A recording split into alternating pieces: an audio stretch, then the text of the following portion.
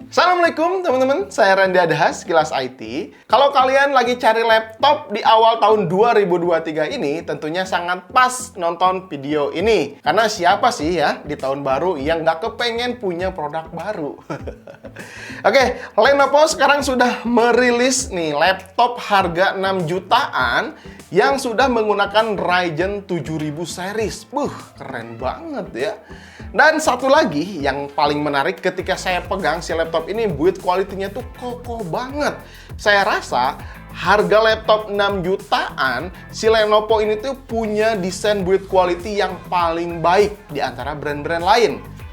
Mantap ya. Terus dipegang-pegang kayak gini juga sidik jarinya nggak nempel. Wih, keren banget ya. Yaudah, sekarang kita langsung saja review sekilas aja ya. Bagaimana performanya, apa kelebihan dan kekurangannya si Lenovo harga 6 jutaan ini. Oke? Siap? Let's go!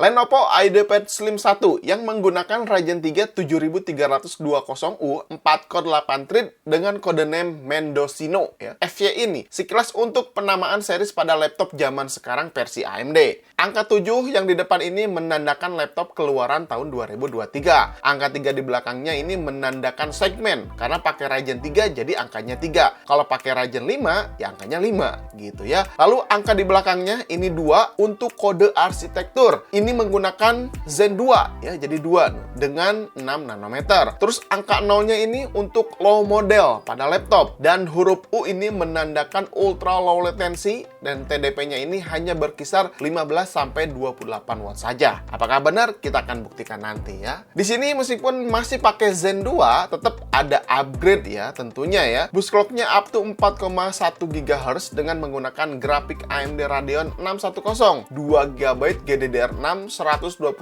shader unit, dan tentu sudah menggunakan LPDDR5 8 GB yang berjalan dual channel di speed 5500 MHz. Namun sayangnya ini tidak bisa di-upgrade karena ya, sudah tertanam. Untuk storage sudah menggunakan NVMe 256 GB dengan form factor 2242. Namun kalau mau ganti ke ukuran NVMe 2280 yang agak panjang masih bisa ya, karena masih disediakan baut penguncinya. Tuh, ketika dites di Crystal Disk-Mark, speednya ini cukup baik. Read-nya mendapatkan 1768 MB per second dan write-nya di 1288 MB per second. Dipakai copy paste, loading data, ini tentunya udah sangat cepat. Di bagian layar, di sini menggunakan 14 in, panelnya TN 220 nits dengan resolusi 1080p. Memang TN tidak sebaik IPS. Warna kalau dilihat dari samping kanan kiri agak sedikit berbeda ya.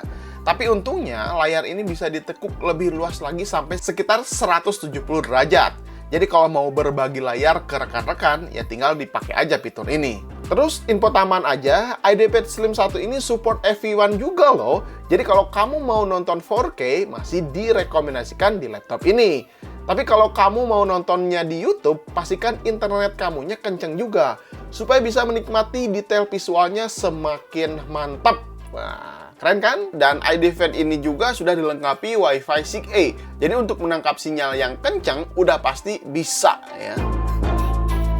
Untuk urusan warna, layar ini punya 62% sRGB, 46% Fit3, dan NTSC 45%. Untuk kebutuhan sekolah, ngampus, ngantor, ngerjain tugas, nggak terlalu masalah lah dengan warnanya ya. Kalau sekedar nonton film, YouTube, jelas ini nggak ada masalah.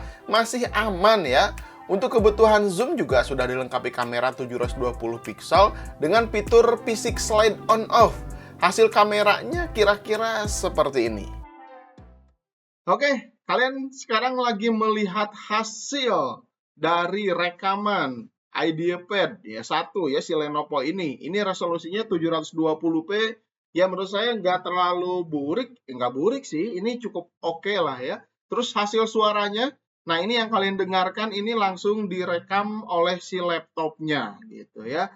Jadi misalkan ini dipakai meeting online, lagi Zoom gitu ya, suara atau kualitasnya seperti ini. Oh, pokoknya ya gitulah. Tuh, bagus ya. Lanjut untuk bagian keyboard, ini standar ya. Dipakai ngetik kerasa masih empuk. Jarak numpadnya juga per tombol ini lega. Untuk pemula ini sangat berguna sekali ya, menghindari typo. Bagian touchpad selama penggunaan saya pakai di sini nggak ada masalah. cuman kurang seperti DPI-nya kecil. Jadi untuk menjangkau area-area pojok layar, ini harus beberapa kali melakukan gerakan. Ya, biasalah ya. Sekarang kita lihat bagian portnya. Di bagian kanan ada USB Type A dan port micro SD. Terus di bagian kiri ada 1 kali power charge, 1 kali USB 3.2 Gen 1, 1 kali USB Type C. Ini khusus untuk transfer data aja ya, nggak bisa untuk charge. Terus ada 1 kali HDMI 1.4 dan terakhir ada port audio 3,5 mili. Untuk baterai gimana? Nah, ini tuh ditanam baterai 42 Wh, tapi ketika pengujian nonton YouTube dengan menggunakan Wi-Fi, volumenya 50%, brightness layarnya 85%, saya coba dari 80% baterainya ya, sampai 10% sisa baterainya, ini bertahan selama 6 jam. Terus pengujian pengecasan dari 10% ke 50% memerlukan waktu 30 menitan. Dari 50% ke 100% memerlukan waktu 55 menit. Jadi kurang lebih kalau dari 10% ke 100% membutuhkan waktu sekitar 1 jam 25 menit. Ini pengujian saya ya. Mungkin ini bakalan berbeda dengan pengujian kalian atau reviewer lain. Yang penting ini termasuk awet ya. Jadi dipakai ngampus, ke sekolah, seharian gitu 8 jam, nggak usah bawa casan, masih aman. Ya mudah-mudahan keawetan ini bisa bertahan bertahun-tahun. Terakhir kita masuk ke pengujian. Saya lakukan Cinebench R15 10 kali. Ini looping terus-terusan ya. Berada sekitar rata-rata 720-an. Ini cukup stabil. Nah kalian bisa lihat ya di tabel ini. Lalu saya juga coba aktifkan di mode Extreme Performance. Ini bisa diaktifkan pakai software Lenovo Vintage ya.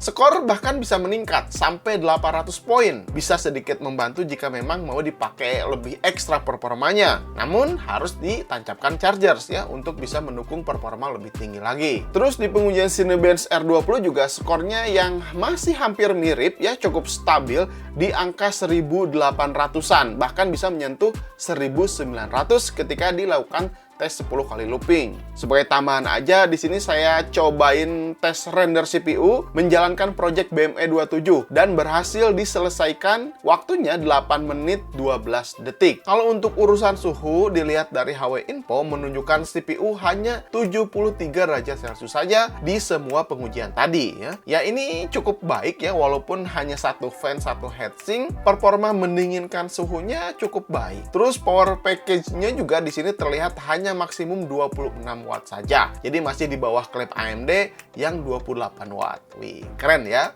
Nah, IGP-nya kan ini menggunakan RDNA 2 Radeon 610, tentunya udah support FSR. Penasaran aja nih ya, saya tes game God of War dengan FSR Ultra Performance. Ternyata masih sanggup dijalankan di laptop ini. Wow, keren ya. Walaupun FPS-nya hanya 20-an. Ya, memang kurang direkomendasikan main game ini ya, karena laptop ini memang bukan untuk game-game berat. Tapi saya salut lah, ini masih bisa berjalan gamenya. Lanjut, masih di pengujian. Di sini saya coba lakukan tes Genshin Impact, masih bisa di resolusi 1080p, rata-rata FPS-nya di 34 FPS-an. Terus di game CSGO, resolusi 1080p juga, very low, masih playable. FPS-nya naik turun ya, di angka 50-60 FPS-an. Ya pokoknya game-game casual seperti ini masih oke dimainkan.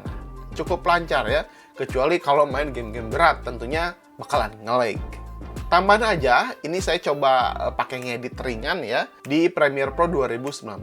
Resolusi 1080p, videonya dipakai render video 10 menitan ya. Menunggu kira-kira, nah kalian bisa lihat nih, saya tunjukkan di sini ya.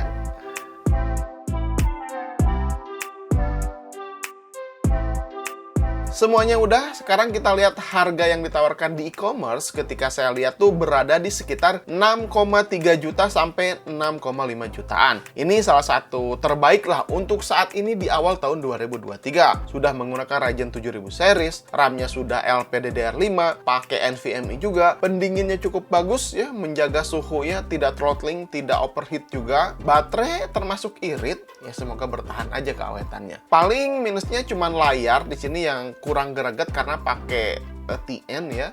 Terus keyboardnya juga belum ada backlight LED-nya, jadi kurang gagah kalau dipakai nongkrong. Terus oh iya, satu lagi, ini belum bisa dibuka dengan satu jari. Ya wajar lah ya untuk harga di kelas ini. Ya mungkin segitu aja dulu kelebihan dan kekurangan yang baru saya dapatkan ya, karena baru saya pegang 1 mingguan. Jadi kalau misalkan nanti ada kelebihan lain atau kekurangan lain, nanti saya akan update di komentar atau di deskripsi. Oke, mungkin gitu aja. Kalau kalian punya saran dan kritik, silahkan tinggalkan saja di kolom komentar. Sampai ketemu di video berikutnya. Saya Randy Adha, Sekilas IT. Assalamualaikum warahmatullahi wabarakatuh. Salam teknologi.